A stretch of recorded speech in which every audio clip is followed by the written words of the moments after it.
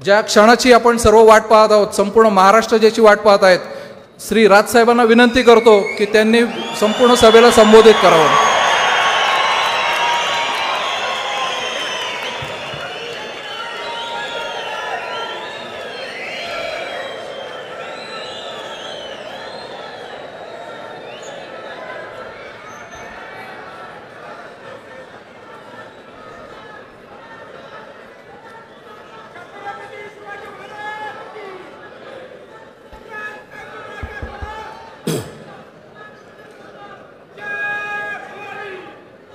जमलेल्या माझ्या सर्व महाराष्ट्र सैनिक बांधवांनो आणि भगिनींनो,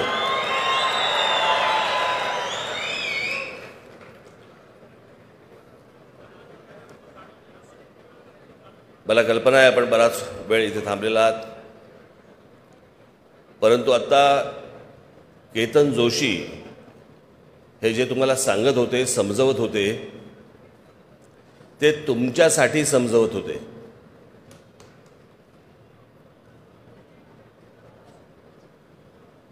की हा सोशल मीडिया हा आपण कशा प्रकारे वापरला पाहिजे, राजकारणासाठी म्हणून याचा कसा वापर केला पाहिजे, लोकांपर्यंत तुम्ही कसे पोहोचलं पाहिजे. जे माध्यम इतकं पॉवरफुल, अत्यंत महत्त्वाचं माध्यम जे तुमच्या हातामध्ये आहे, ज्याच्याबरोबर तुम्ही रोज सकाळीपासून रात्रीपर्यंत खेळत असता, ते माध्यम तुम्ही कशा प्रकारे राजकीयदृष्ट्या वापरलं पाहिजे, ज्याचा उपयोग पक्षाला होऊ शकेल,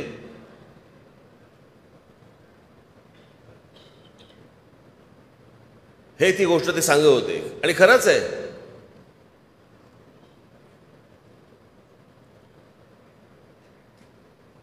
माझ्याही बाबतीत काय काय टाकतात.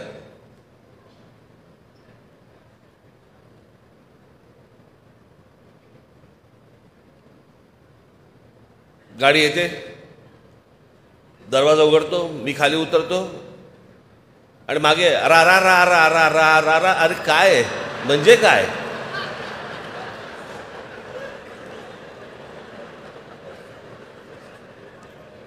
यातनं हाताला काय लागलं? ना तुमच्या ना माझ्या.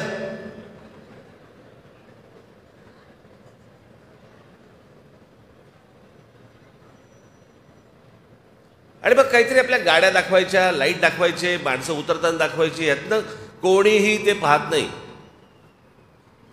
तुम्ही जर पक्षाच्या नावाने जर समजा सोशल मीडियावरती जर तुमचा कंटेंट, तुमची गोष्ट जर समजा लोकांपर्यंत पाठवणार असाल, पक्ष आला कोणताही असू देत, लोक पाहत नाहीत. त्याच्याबद्दल जर समजा काहीतरी गोष्ट मिळणार असेल, त्यांना ऐकायला मिळणार असेल, पाहायला मिळणार असेल, तर लोक पाहतात, आणि ते पाहत नाहीत. असो, पण सोशल मीडियाचा कसा वापर करायचा याबद्दलचं मी केतन जोशी यांची मी काही व्याख्यानं मी काही शहरांमध्ये, जिल्ह्यांमध्ये आपल्या महाराष्ट्र सैनिकांसाठी ठेवणार आहे, की त्यांनी ते कसं वापरलं पाहिजे यासाठी. ज्यांना राजकीय महत्त्वाकांक्षा आहे त्यांनीच तिथे यावं. आज महाराष्ट्र नवनिर्माण सेनेला 18 वर्ष पूर्ण होत आहेत.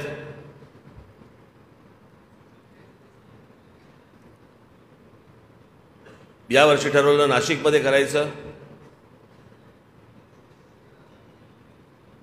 दरवेळेला मुंबईमध्ये होतो, मग एके दिवशी ठाण्यामध्ये केलं, एके दिवशी पुण्यामध्ये केलं एकदा.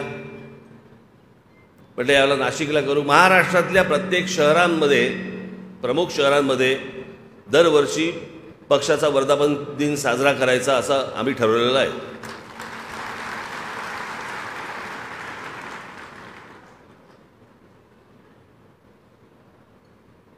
आता पुढे कधी कुठच्या शहरामध्ये करायचा त्याचं बघू, आता कॉईन उडू. पण आज 18 वर्ष पूर्ण होत आहेत पक्षाला. मला असं वाटतं आज मी थोडासा राजकीय इतिहास तुम्हाला थोडासा सांगणं आवश्यक आहे. कारण आपल्याकडे सध्या काय झालेलं आहे, प्रत्येकाला की वडा टाकला की तळून आला पाहिजे. पण त्याच्यासाठी बटाटा शिजवावा लागतो, त्याच्यामध्ये अजून काही काही गोष्टी टाकाव्या लागतात, मग त्याचं पीठ करावं लागतं, बाकी गोष्टी असतात. या सगळी प्रोसेस बाजूला, फक्त आम्ही बटाटा खाणार, तो तळून आला पाहिजे. सगळ्या गोष्टी फास्ट फूड लेवलला गेल्यात. मी तुम्हाला सगळ्यांना एक गोष्ट सांगेन, माझ्या सर्व महाराष्ट्र सैनिकांना, खास करून माझ्या महाराष्ट्र सैनिकांना सांगेन, माझ्या बरोबरच्या सर्व सहकार्यांना, तुम्हाला सगळ्यांना सांगेन, राजकारणामध्ये जर समजा तुम्हाला वावरायचं असेल, राहायचं असेल, टिकायचं असेल, तर सगळ्यात महत्त्वाची गोष्ट ती म्हणजे लागते पेशन्स.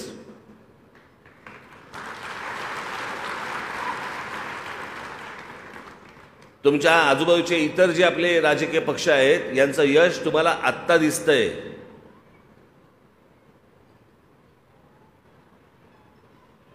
आपल्याला असं वाटतं नरेंद्र मोदींचं जे यश आहे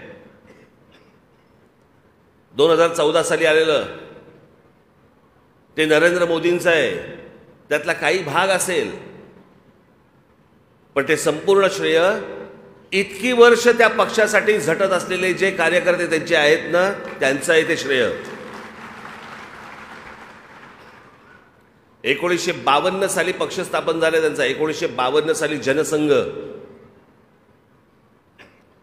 तो 1980 साली त्याचा भारतीय जनता पक्ष असं झालं नामकरण.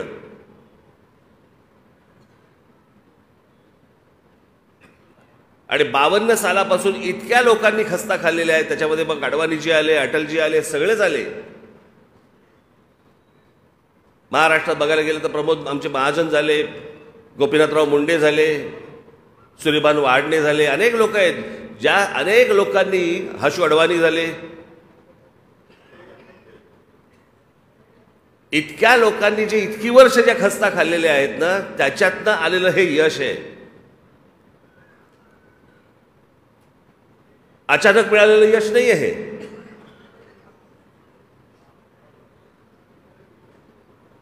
मग अटलजींचं सरकार ज्या वेळेला आलं, ते देखील कसं आलं? पहिलं आलं किती 13 दिवसांचं, दुसरं आलं 13 महिन्याचं, नंतर आलं 4.5 वर्षाचं, नंतर परत 10 वर्ष काँग्रेस होती.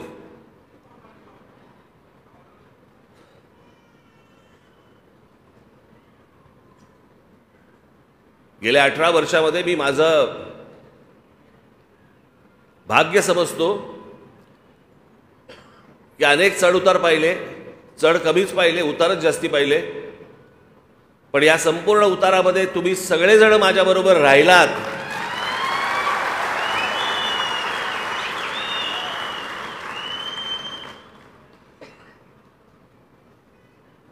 यश काय, कुठे जातं यश? मिळणार, निश्चित मिळणार.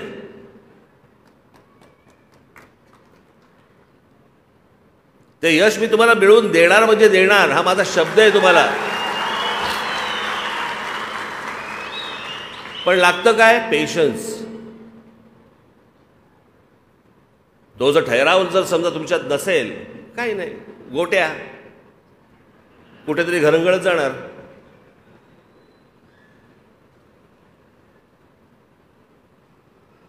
आणि मला ना, मी तुम्हाला खरं सांगतो, मला ना माझ्या कडेवरती माझी पोरं खेळवायची आहेत.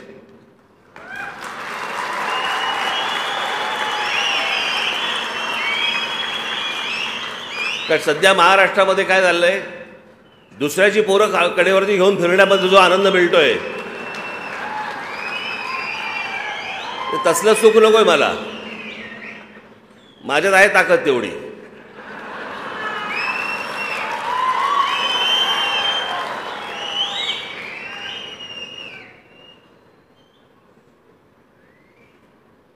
पण हे पक्ष उभं करणं, पक्ष चालवणं, राष्ट्रवादी काँग्रेस पक्ष आपल्या आधी 10 वर्ष अगोदर आला, पण त्याला मी पक्ष नाही म्हणणार. तो निवडून येणाऱ्या माणसांची बांधलेली मोळी आहे ती. आणि शरद पवार साहेब हेच करत आले आजपर्यंत. जे जे निवडून येतात त्यांना बरोबर घेतात, त्याची एक मोळी बांधतात आणि सांगतात हा माझा पक्ष. ते वेगळे झाले तरी ते निवडून येणार आहेत. आता तर झालेच. पण या महाराष्ट्रामध्ये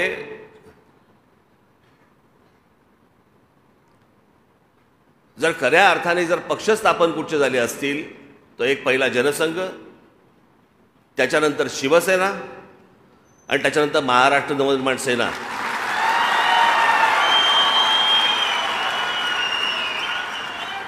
याच्यामधले 99% लोकांचा कधी कुठच्या राजकारणाशी काही संबंध नव्हता. इथे आमचा अविनाश जाधव कुठे बसला असेल, कुठे आहे? इथे. या पक्षात यायच्या आधी काय करत होता विचारा? काही नाही. म्हणजे तो काम करत होता पण राजकीय दृष्ट्या काही करत नव्हता, कुठच्याच पक्षात नव्हता.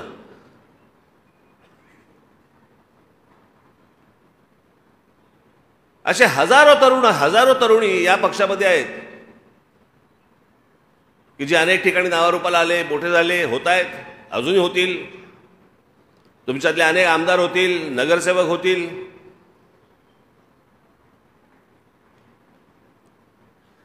पण पेशन्स महत्वाचा आहे तुमचा त्या सगळ्याच्यात. कारण हे पक्ष चालवत असताना काय असतं ना, आपल्याकडे हातपाय हलवले तरच मेहनत समजतात. मी एक खूप जुनी गोष्ट आहे ती. एकदा राम गणेश गडकरी त्यांच्या, मी ऐकलेली गोष्ट होती. राम गणेश गडकरी एकदा त्यांच्या कोकणाच्या घरामध्ये, कोकणाची घरं सगळी अशी उघडी, दारं खिडक्या, दरवाजे बंद असे पण खिडक्या बिडक्या उघड्या, आतलं घर अख्खं दिसायचं. एक माणूस राम गणेश गडकरींना भेटायला गेला. त्याला खिडकीतून दिसलं राम गणेश गडकरी नुसते बसलेत तिथे. त्याने दरवाजावरती टकटक केली. त्यांच्या पत्नी आल्या. बोले काय? बोले मी जरा लांबून आलोय, गडकरी साहेबांना भेटायचंय, जरा सांगता का, जरा निरोप देता का, मी असं आलोय. ते बोले बसा तुम्ही बाहेर वरांड्यात, ते जरा कामात आहेत. अर्ध्या तासाने परत त्यांनी दरबार ठोकला. तो बोला अहो गडकरी साहेबांना सांगितलं का तुम्ही? ते बोले हो मी जरा सांगितलंय, तुम्ही बसा, ते जरा कामात आहेत. तिसऱ्या वेळेला तो भयंकर भडकला. तो म्हणतो नुसते बसलेत आणि हे सांगतायत मला कामात आहेत. मग तिसऱ्या वेळेला दरबार ठोकला. तो म्हणतो की तुम्ही कळवलं का त्यांना? ते बोलले हो मी त्यांना कळवलं, ते त्यांनी तुम्हाला सांगितलं बसा म्हणून, ते जरा कामात आहेत. म्हणतो बाईक कशाला खोटं बोलता माझ्याशी? मगापासून खिडकीबंद बघतो मी, नुसते बसलेत ते, आणि तुम्ही सांगता कामात आहेत. ते बोलते नुसते बसलेले जेव्हा असतात ना तेव्हाच ते कामात असतात. आपल्याकडे विचार करणं हे काम आहे हे कोणी मानतच नाही. हातापायाची धावपळ जेवढी करू आपण, हातापायाची धावपळ जेवढी करू त्यालाच मेहनत मानतात. पण विचार करणं याला मेहनतच नाही मानत.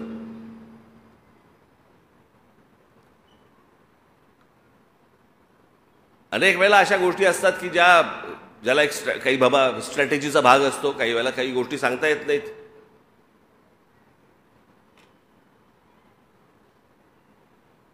काही वेळेला तुमच्यासमोर एक चित्र वेगळं उभं राहतं. नशीब महाराजांच्या वेळेला सोशल मीडिया नव्हता.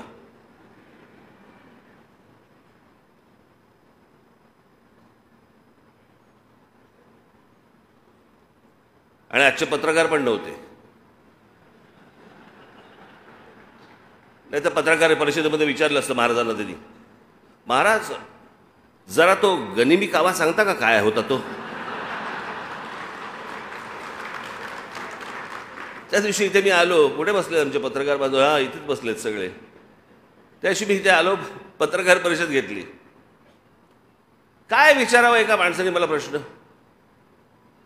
मला बोलला नरेंद्र मोदी सध्या महाराष्ट्रामध्ये फिरतायत, सभा घेत आहेत, तुम्हाला वाटतं ते लोकसभेसाठी घेत असतील?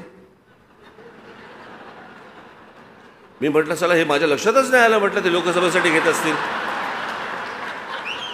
म्हटलं विलक्षण, म्हटलं तुम्हाला डोळेच उघडलेस. हा काय प्रश्न आहे?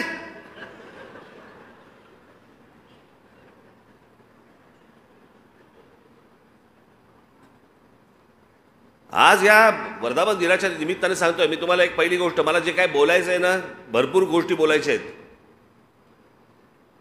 पण त्या 9 एप्रिलला गुढीपाडव्याच्या सभेला शिवतीर्थावर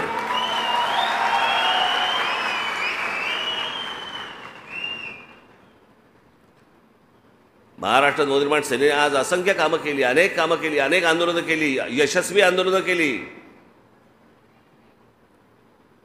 माझ्या अनेक महाराष्ट्र सैनिकांनी तुरुंगवास भोगला, माझ्या सकट लाट्या काठ्या खाल्ल्या महाराष्ट्रासाठी, मराठी माणसासाठी. आणि मग आपले विरोधक आहेत ना, जे पत्रकारितेमध्ये पण आहेत, मग हे आपले विरोधक सगळ्या गोष्टी पसरवतात. हे काय सुरुवात करतात पण शेवट करत नाहीत. आम्ही सुरुवात करतो आणि शेवट करत नाही. एक आंदोलन दाखवायचं मला ज्याचा शेवट नाही केला.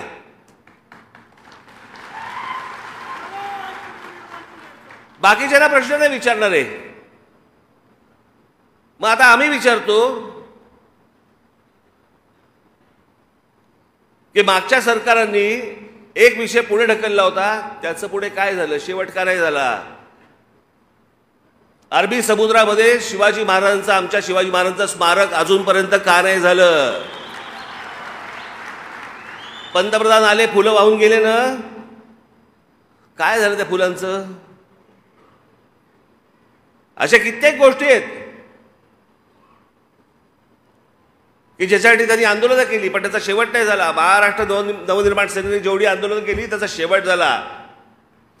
तुम्हाला मोबाईल फोनवरती मराठी ऐकू यायला लागलं.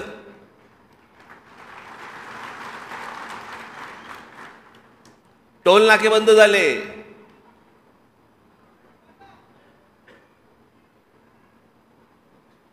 पासष्ट 67 टोल नाके या महाराष्ट्रामधले बंद झाले.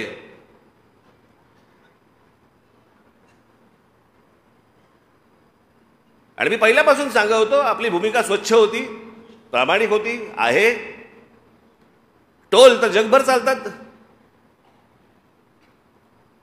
आमचं म्हणणं होतं तिथून टोलमधनं जे पैसे येतात ते किती येतात आणि जातात कुठे. आमचा मुंबई गोवा रस्ता अजूनही भीषण आहे. मुंबई नाशिक रस्ता भीषण झालाय. रस्ते आम्हाला नीट करता येत नाही, टोल वसूल करताय. मराठी पाट्या झाल्या.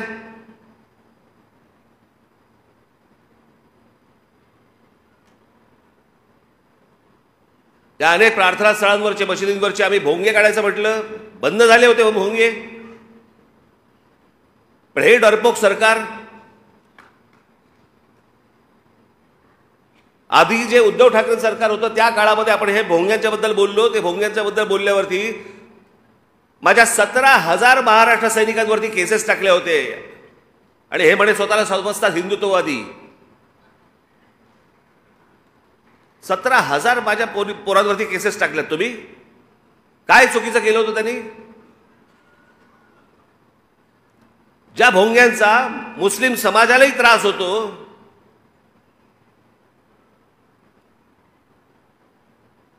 हा आमचा इथे मामू आला असेल. मामू कुठे आहे? हा बघा, काल त्याच्या भागात गेलो होतो मी. तिकडे अनेक मुस्लिम समाजातले अनेक मुस्लिम बांधव मला सांगत होते की मला तर एक पत्रकार पण भेटला होता मला पुण्यामध्ये. त्याने सांगितलं माझी मुलगी लहान आहे, मला त्या भोंग्यांचा त्रास होतो. मी जाऊन त्या मशिदीमध्ये त्या मौलवींना सांगितलं, ते ऐकायला तयार नाहीत. ज्यावेळेला हे आंदोलन झालं त्यावेळेला सगळ्या ठिकाणी सगळं बंद झालं होतं. पण सरकारच ढिली पडल्यानंतर परत सगळं सुरू झालं.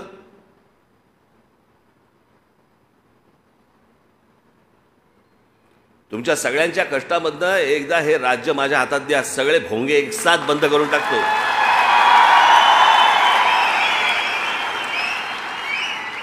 बघू कोणाची हिंमत आहे त्याच्यानंतर परत भोंगा लावायची.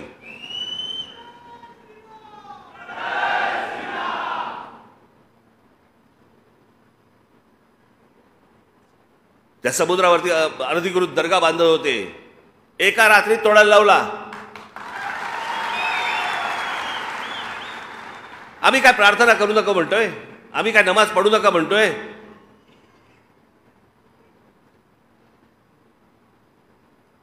आम्ही बाकीच्या कुठच्या गोष्टींना हात घालतोय? अरे समुद्रावरती हळूहळू हळूहळू सुरू करताय. ते झाल्यानंतर तुम्ही महत्वाची गोष्ट त्यातली बघा, ते झाल्यानंतर देखील मुस्लिम समाजाकडनं कोणती प्रतिक्रिया नाही आली, कारण त्यांनाही कळलं अनधिकृत आहे. पण हे केलं कोणी? का सरकारच्या लक्षात नाही आलं? जिकडे तो दर्गा होत होता त्याच्या बरोबर 100 फुटावरती तिथे पोलीस स्टेशन आहे. का नाही त्यांच्या लक्षात आलं? का नाही महानगरपालिकांच्या लक्षात आलं? मी हे तुम्हाला एवढ्यासाठी सांगतोय की बाकीचे लोक ज्या प्रकारचा अपप्रचार आपल्याबद्दल करतायत त्यावेळेला तुम्ही त्यांना सडकवून सांगितलं पाहिजे. त्याच्याकडे आपण एक पुस्तिका पण काढली, आपण पुस्तिका पण त्याच्यासाठी काढली की आपण काय काय काय आजपर्यंत आंदोलनं केली आणि त्याचे रिझल्ट काय आहेत ते तुमच्यापर्यंत पोहोचलं नसेल तर पोहोचवायचा मी सांगतो ह्या सगळ्या लोकांना तुमच्यापर्यंत पोहोचवायला. तेव्हा त्या लोकांशी बोला, त्या पत्रकारांशी बोला जेव्हा तुमच्यावरती आरोप करतात त्यावेळेला. गेल्या 18 वर्षामध्ये आपल्या पक्षाने जेवढी आंदोलनं केली, यशस्वी आंदोलनं केली, इतर कोणत्याही राजकीय पक्षाने केलेली नाही आहेत.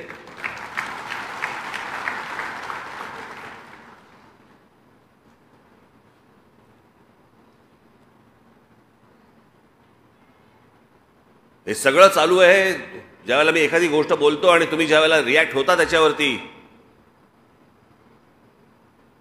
हे काय तुम्हाला असं वाटतंय लोकांपर्यंत पोहोचत नाही? लोकांपर्यंत पोहोचतंय. मी परवा दिवशी मी कल्याण डोंबिवलीमध्ये गेलो होतो, काल मी नाशिकमध्ये फिरलो होतो. अनेक माता भगिनी मी नमस्कार केल्यावरती दोन्ही बाजूनी माझे हात धरतायत आणि सांगतायत की आता विश्वास बाबा रे तुझ्यावरतीच आहे.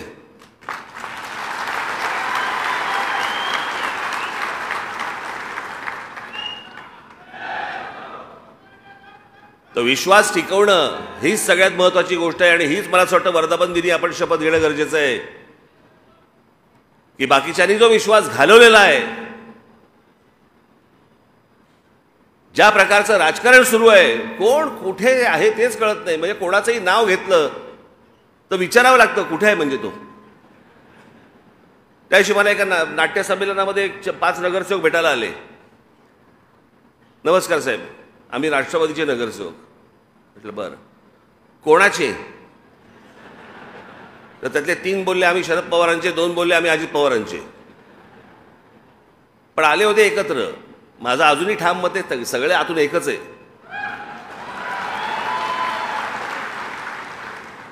सगळं आतून एकच आहे. फक्त येडे बनवतायत, तुम्हाला मूर्ख बनवतायत. आपापलं सगळं ह्यांचं राजकारण सगळं सुरू आहे आणि महाराष्ट्राची फक्त माती होती आहे. आणि मग महाराष्ट्र एकसंघ राहू नये याच्यासाठी मग जातीची विष पसरवलं जातात, जातीचं विष. ते जरांगे पाटील ज्यावेळेला उपोषणाला बसले होते, मी गेलो होतो तिकडे, त्यांच्या समोर सांगितलं हे होणार नाही.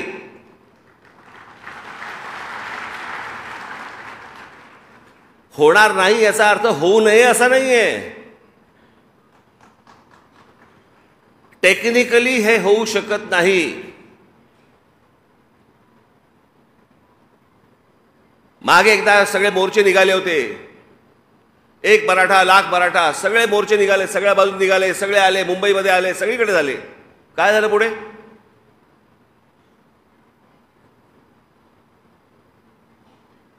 महाराष्ट्रामधल्या माझ्या मराठा बांधवांना, भगिनींना माझी हीच विनंती आहे,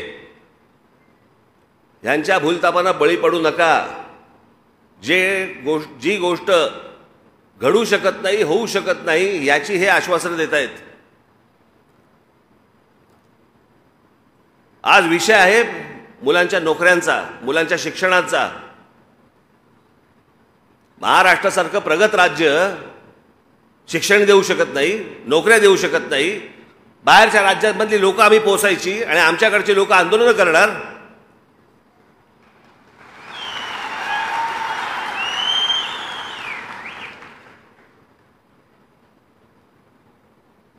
या राज्याला सहज शक्य आहे.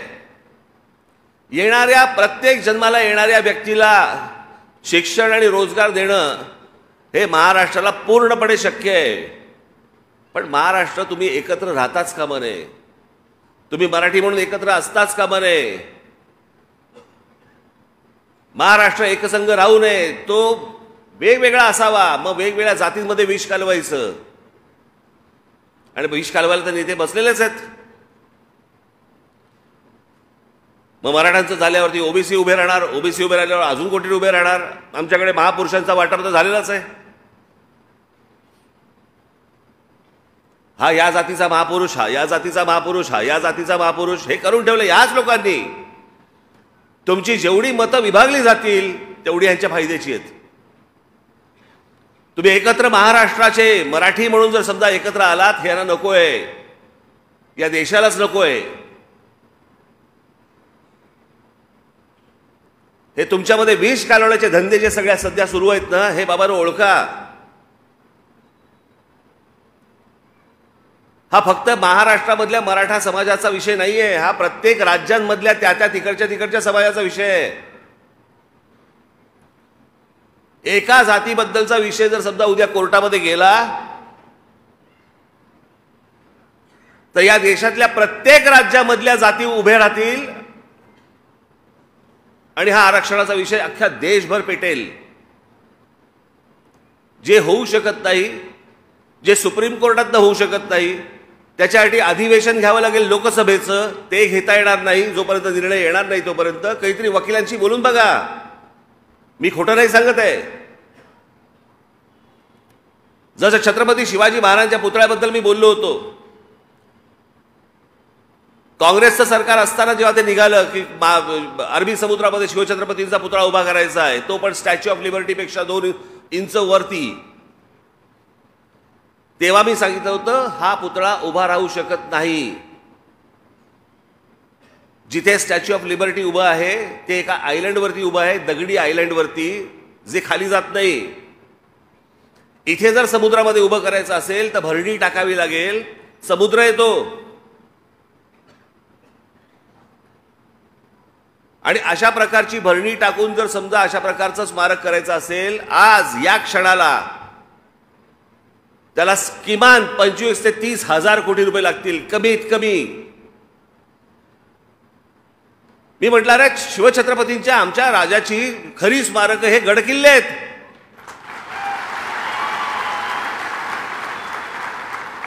भविष्यातल्या येणाऱ्या पिढ्यांना आम्ही काय दाखवणार आहोत? पुतळे.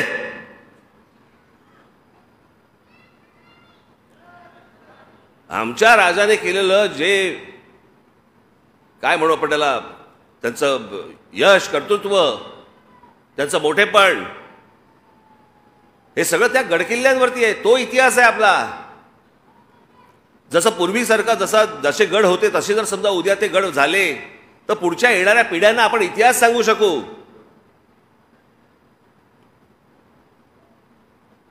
आज किती वर्ष झाली तो पुतळा उभा राहायचा. काँग्रेस होती तेव्हा पण तेच सांगत होते, भाजप शिवसेना आली पण तेव्हा पण तेच सांगत होते, आताही तेच सांगतायत.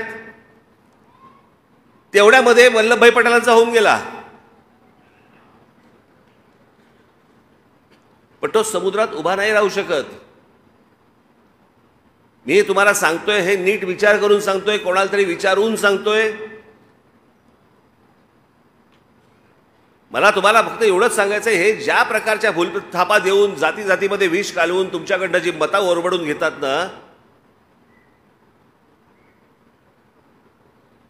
आणि ज्या प्रकारची प्रतारणा जे तुमच्याशी करतात, ही मला असं वाटतं तुम्ही ओळखणं गरजेचं आहे, आवश्यक आहे.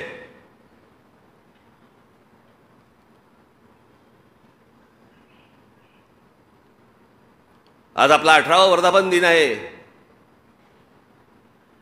या 18व्या वर्धापन दिनाच्या निमित्ताने आपण फक्त एक शपथ घेऊया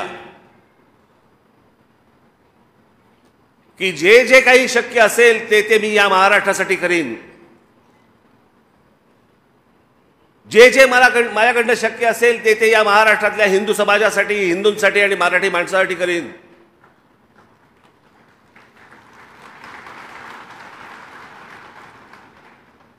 हे आत्ताचं चाललेलं राजकारण हे आळवावरचं पाणी आहे, यातनं हाताला काही लागणार नाही. आपल्याला महाराष्ट्र घडवायचा आहे. जो महाराष्ट्र पूर्वी होता तसा महाराष्ट्र आपल्याला उभा करायचा आहे, जातीपातींशिवाय उभा करायचा आहे.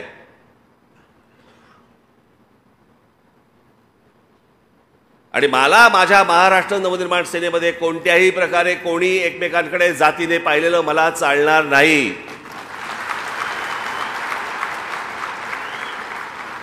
तो खालचा आहे का वरचा आहे का कोण वरचा आहे कोणी ठरवलं वरचा आहे आणि खालचा आहे कोणी ठरवलं खालचा आहे. शिवछत्रपतींचं नाव घ्यायचं ज्या माणसाने 18 पगड जातींना एकत्र घेऊन स्वराज्याची स्थापना केली, हे वाक्य बोलायचं आणि जाती जातीमध्ये भेद निर्माण करायची. आपण मला असं वाटतं सर्व जाती सर्वांनी आपण एकत्र येऊन हा महाराष्ट्र घडवण्याचं एक स्वप्न आपण पाहूया, ते प्रत्यक्षात आणूया. आणि आज या 18व्या वर्धापन दिनानिमित्त मी आपणाला सर्वांना मनपूर्वक शुभेच्छा देतो. येणाऱ्या निवडणुकांचे काय निर्णय घ्यायचे ते लवकरच तुमच्यासमोर मी सांगीन आणेन. तोपर्यंत आणि पुढे पण काय ठेवायचे तुम्ही? पेशन्स. जय हिंद, जय महाराष्ट्र. धन्यवाद.